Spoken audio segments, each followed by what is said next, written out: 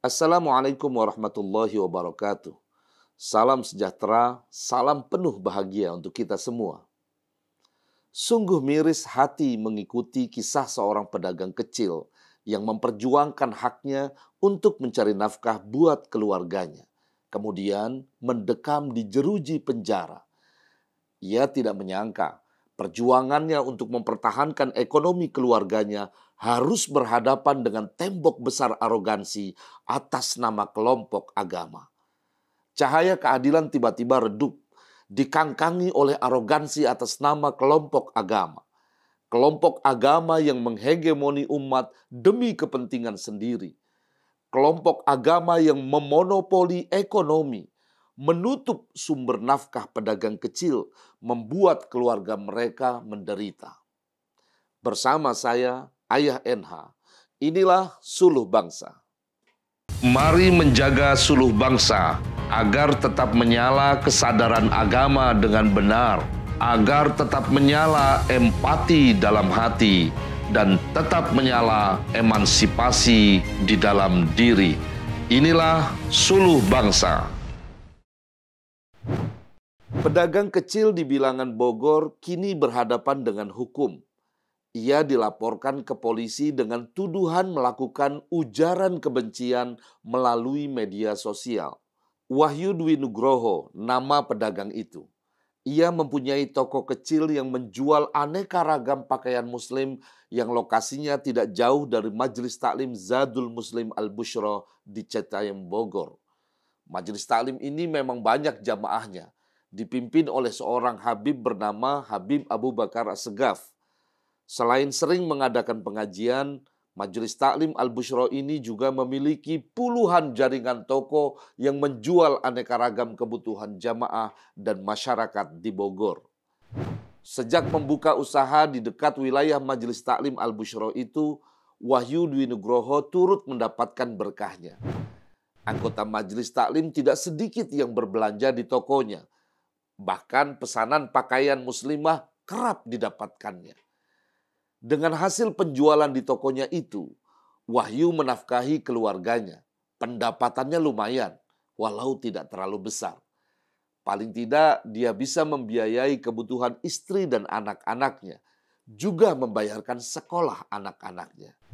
Masalah muncul ketika pengurus Majelis Taklim Zadul Muslim Al-Bushra, pimpinan Habib Abu Bakar As-Segaf, memasang spanduk di beberapa tempat di sekitar wilayah Majelis Taklim itu, termasuk di dekat toko milik Wahyu. Spanduk itu berisikan tulisan, dilarang keras berbelanja di warung-warung di seputar Al-Bushra.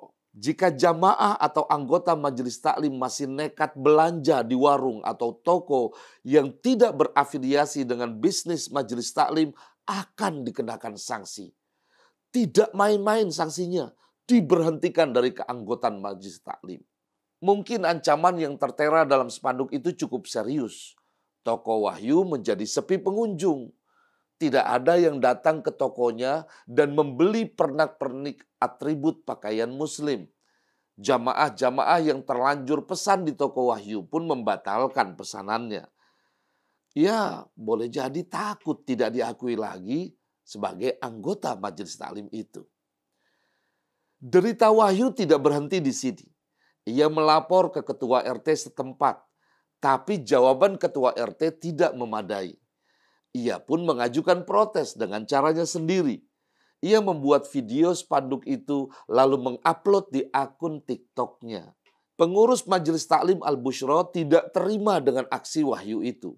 Mereka berang, lalu mendatangi Wahyu dan meminta menghapus video itu. Sebagai orang kecil berhadapan dengan tembok tebal arogansi kelompok agama, Wahyu pun menurut. Ia menghapus videonya. Itu pun tidak cukup. Wahyu diminta membuat video permintaan maaf kepada Majelis Taklim Al-Bushra. Ia juga manut-manut saja, berharap tidak lagi mendapatkan persekusi. Ia terduduk lemah sembari mengelus dada. Terbayang di depan matanya nasib istri dan anak-anaknya yang kesusahan karena satu-satunya sumber nafkahnya tak lagi bisa diandalkan. Derita Wahyu ternyata tidak berhenti di sini. Beberapa hari kemudian pihak Majelis Taklim Al-Bushra melaporkan Wahyu ke polisi dengan tuduhan melakukan praktek ujaran kebencian. Polisi entah bagaimana ceritanya langsung menetapkan Wahyu sebagai tersangka. Wahyu sebetulnya ingin bertemu dengan sang Habib, atau setidak-tidaknya ada mediasi dengan pengurus Majelis Taklim. Dengan bertemu Habib Abu Bakar As-Segaf, Wahyu bisa menjelaskan duduk persoalannya. Berharap sebagai tokoh agama dan ulama yang dihormati, ada empati dan rasa kasihan dari sang Habib. Tapi sampai sekarang, pihak Majelis Taklim enggan adanya mediasi. Bahkan istri Wahyu terancam juga akan dilaporkan polisi. Entah mengapa ya, kelompok agama jika sudah besar seringkali jumawa. Semakin banyak anggota yang dimiliki, semakin tinggi arogansinya. Seolah memiliki kuasa untuk menghegemoni, mengkooptasi, dan memonopoli sumber-sumber ekonomi. Islam itu kan agama yang merangkul, bukan memukul. Islam itu agama yang menebar kasih sayang, bukan suka ancam-mengancam. Islam mengajarkan untuk banyak memberi manfaat, bukan memonopoli ekonomi umat. Saya jadi teringat kisah Rasulullah SAW membangun pasar di Madinah.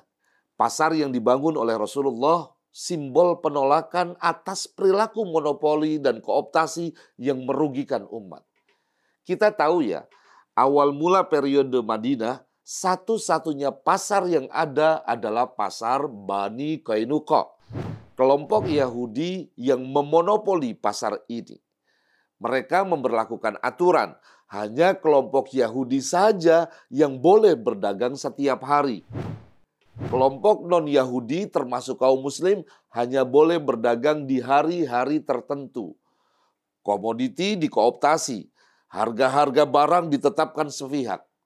Imbasnya, pedagang Yahudi untung besar, yang lain sulit sekali maju dan berkembang. Bahkan tidak sedikit yang rugi dan akhirnya gulung tikar. Rasulullah SAW menentang praktek monopoli dan hegemoni seperti itu.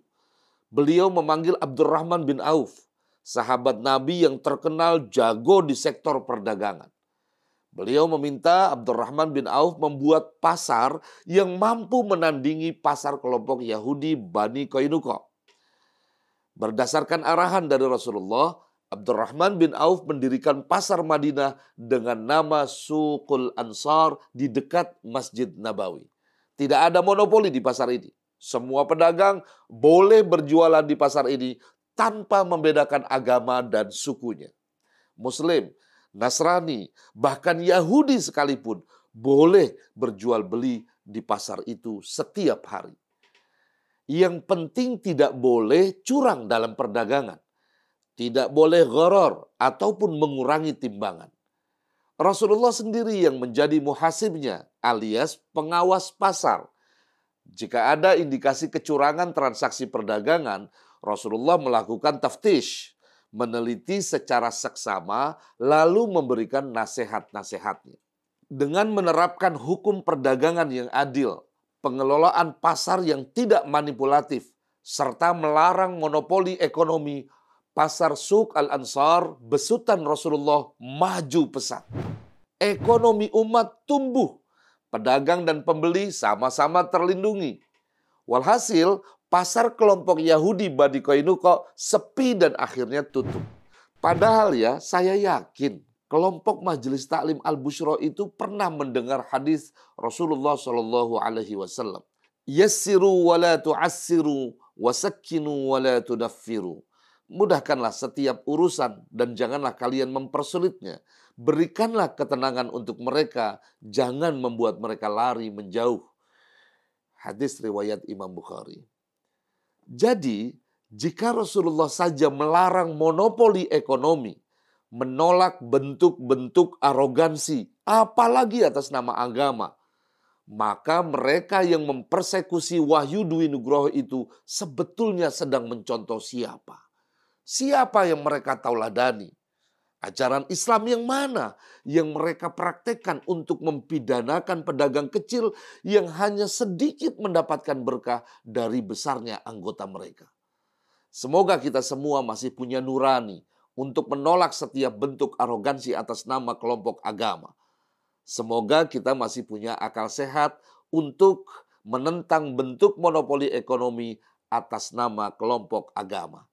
Jangan pernah lelah selalu menjaga suluh bangsa untuk tetap menyalakan kesadaran beragama dengan benar, menyalakan empati dalam hati, menyalakan emansipasi dalam diri. Sampai jumpa.